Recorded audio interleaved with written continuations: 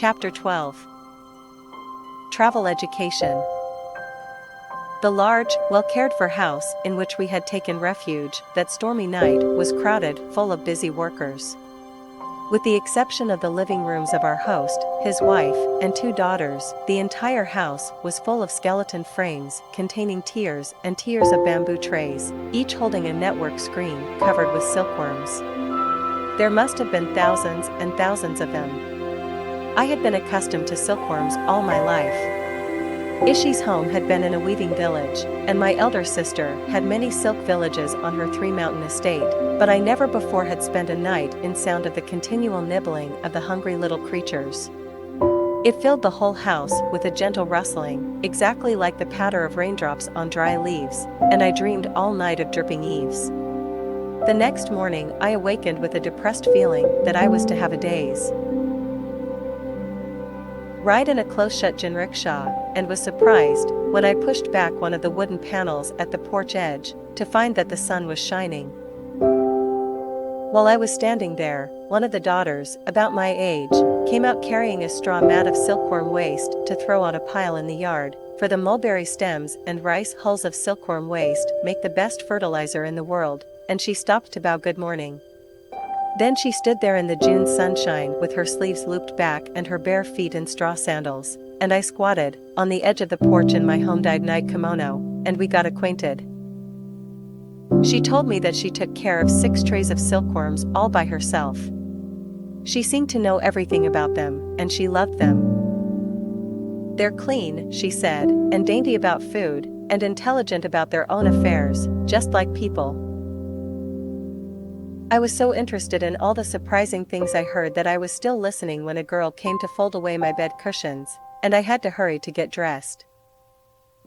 "Well," said brother, after my room had been cleaned, and breakfast brought in, "how do you like living in a boarding house?"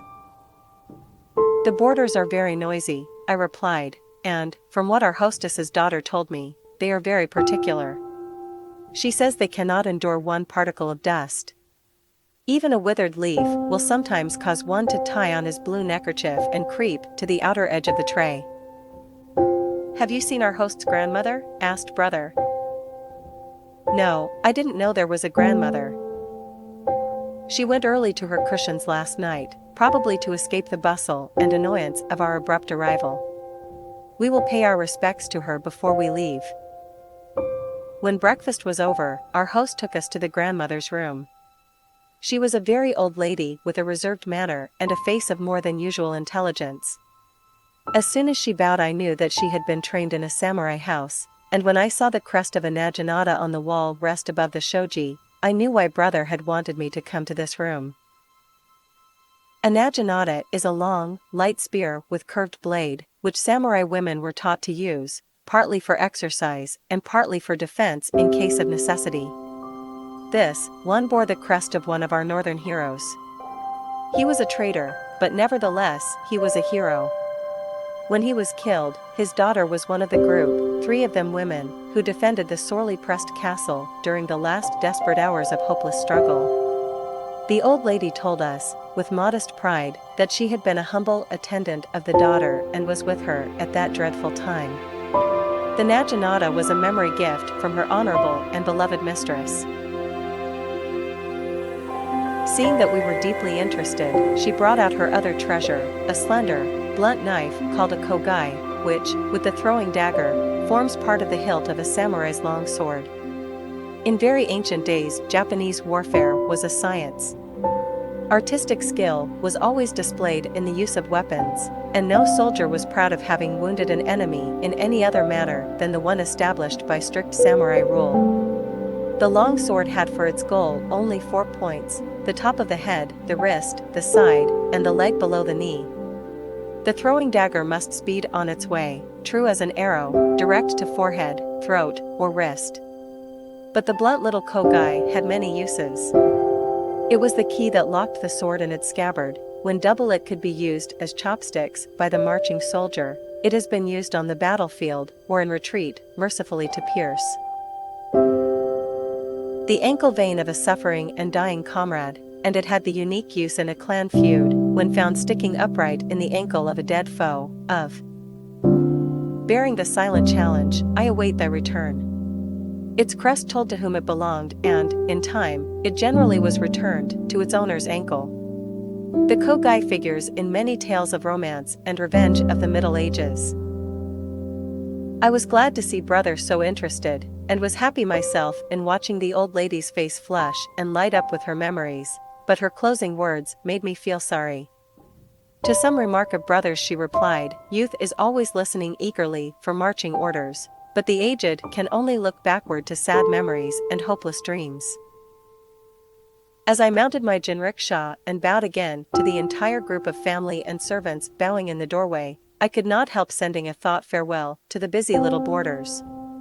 I had learned more about silkworms during that short rustling visit than in my 14 years of life in a silkworm district. As we rolled along over a smooth, monotonous road, my mind was busy, and I believe that then and there I first began to realize, vaguely, that all creatures, however insignificant, were intelligent about their own affairs, just like people. Dear me, I finally said to myself. How much we learn when we travel, and I pulled the jinrickshaw robe over my lap and settled myself for the long ride ahead. I think I must have gone to sleep, for I found myself crookedly but comfortably snuggled into almost a kanoji when I heard brother's voice. We were entering a good-sized town and he was leaning back and pointing across the tiled roofs to a castle on the hill beyond. "This is Komaro," he called, "and there's where the foot-high dolls came from." I smiled as my mind flew back to the Nagaoka home and pictured two enormous dolls of the festival, set brought by our Komaro great-great-grandmother with her wedding dowry. In her day, the government permitted only the daughter of a daimyo to own dolls a foot high, and her entire set must have been wondrously handsome. But in my time, when our living came principally from the visits of the second-hand man to our godown, the wonderful Komaro dolls, with their miniature furniture of gold and lacquer, the perfection of Japanese art of the Middle Ages, gradually found new homes. They went, I know, to no godown of Japan, but, through some shrewd dealer, into foreign hands and foreign lands, and probably today are calmly resting in widely scattered homes and museums of Europe or America. Two of the dolls had become defaced in some way, and thus, being unsaleable, they were placed as ornaments on the high tokonoma shelf in my room. I was very fond of acting out scenes of the stories that were told me, and I used to take down the dolls and use them as an audience while I strutted around the room representing an ancient samurai with some fearful duty to perform. The dolls' heads were movable, and thus supplied a splendid opportunity for a favorite revenge story of mine. Many a time I have placed my hand on one of the enameled heads and, with my ivory paper knife as a sword, have struck fiercely at the doll, at the same instant lifting out the head from its collar of rich brocade. Then, with stern, set face, I would hurriedly wrap the head in a purple square of crepe and, tucking it under my arm, stride boldly off to an imaginary courtroom. I suspect my father knew of this barbarous game of mine, for I always borrowed his purple crepe fukusa for this purpose, feeling that something belonging to him would give dignity to the occasion, but I never heard honorable grandmother step on the porch that I did not quickly restore the head to its brocade nest in order to save her another anxious fear that I was growing too bold and rough ever to find a husband. As our jinrickshaws rolled through the town, I looked up at the castle with interest. And this was the home from which our Komaro grandmother had gone forth on her wedding journey to Nagaoka. Half buried in trees it stood, the gray, tipped-up corners of many roofs peeping through the branches. It looked like a broad, low pagoda towering above a slanting wall of six-sided stones, the tortoise back of all Japanese castles. From Komaro to Nagaoka. It must have seemed a long trip to the young girl in the teetering bridal kago. I thought of what honorable grandmother had told me of her own month-long bridal trip. And then I looked ahead. The Itsumo gods, who plan all marriages, had decreed the same fate for many brides of our family, and, so far as my own future was planned, I seemed destined to follow in the footsteps of my ancestors. At one place where we had to take kagos, I disgraced myself. I dreaded a kago. The big basket swinging from the shoulders of the trotting coolies always made me dizzy and faint, but that day it was raining hard and the mountain path was too rough for a jinrickshaw. I stood things as bravely as I could, but finally I became so sick that brother had the baggage taken off the horse and, wedging me in between cushions on its back, covered me with a tent made of a straw mat and, disdaining comfort for himself, walked all the way up the mountain beside me, the coolie following with the two kagos. At the top the sun was shining, and when I peeped out from my tent brother was shaking himself as my poor Shiro used to do when drenched with rain. I ventured to apologize in a shamed voice. Kago sickness is a great absorber of pride, Etsubo. I'm afraid you have lost your right to be called your father's brave son. I laughed, but my cheeks were hot. As he helped me to the ground, brother pointed toward a wide-spreading cloud of smoke floating lazily above a cone-shaped mountain. That's the signpost for the robber station, he said. Do you remember? Indeed, I did.